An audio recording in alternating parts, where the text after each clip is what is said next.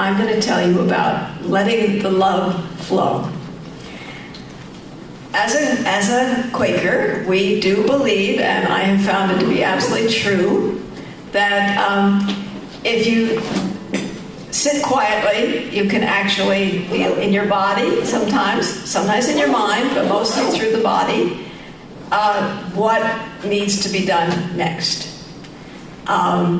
If you ask for help from the dear one. And sometimes I ask the dear one specifically what I should do next. And I've had 4 real messages that are just really profoundly true. The first one I didn't know to ask. It just came. It said, all is for joy. The purpose of this whole trillions and trillions of galaxies universe is joy. That's the point. That was very different and made me crazy for a little while, as a matter of fact.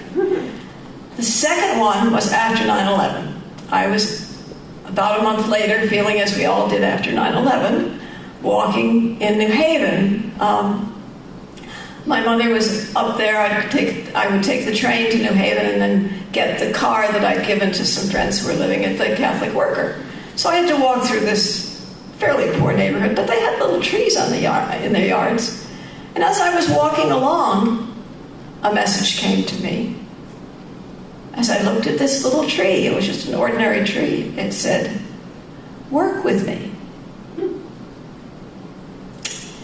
And later, when I became a little more cynical, perhaps, I realized that comedians, when the audience, unlike this audience, is not very responsive, what do they say? Work with me! Come on, laugh a little, you know. So I would like people to get some of this. I'm trying not to teach too much, but the songs make it a little easier to give advice. And this is my sermon in song. So the third time that I asked for advice, I was told this. I was told, let the love flow. And more recently, the fourth message I received was, rely on me. And I have been finding that I can actually rely on the Spirit's guidance. Amazingly.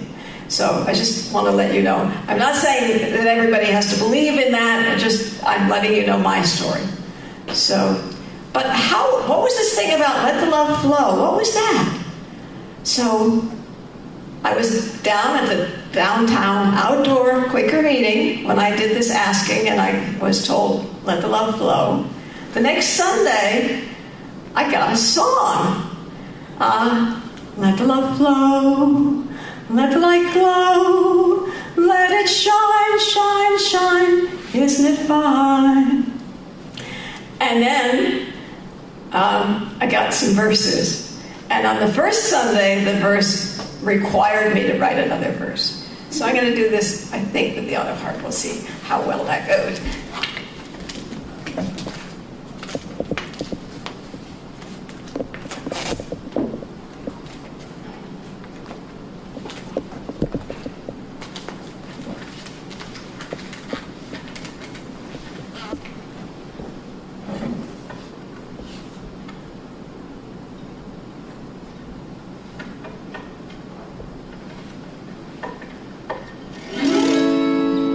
Let the love flow, let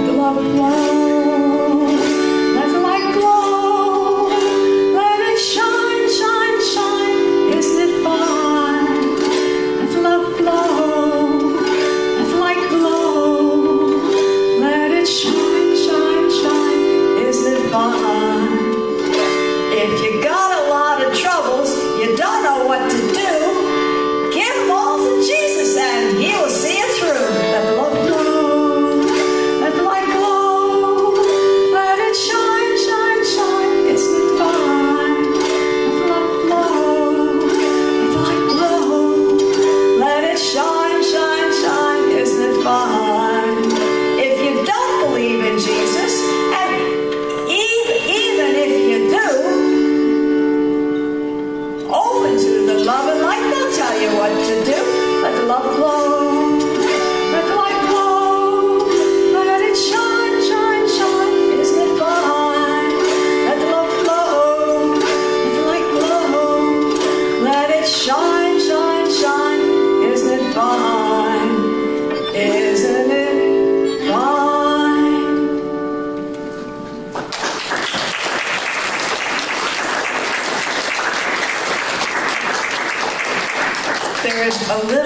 more to that story.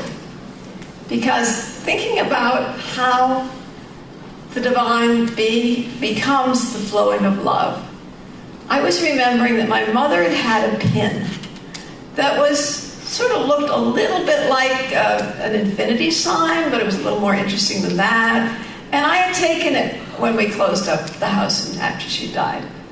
And I put it needed a new pin back, and I put it in the back of my jewelry drawer, just as sort of a nostalgia. I got it out and I liked it again.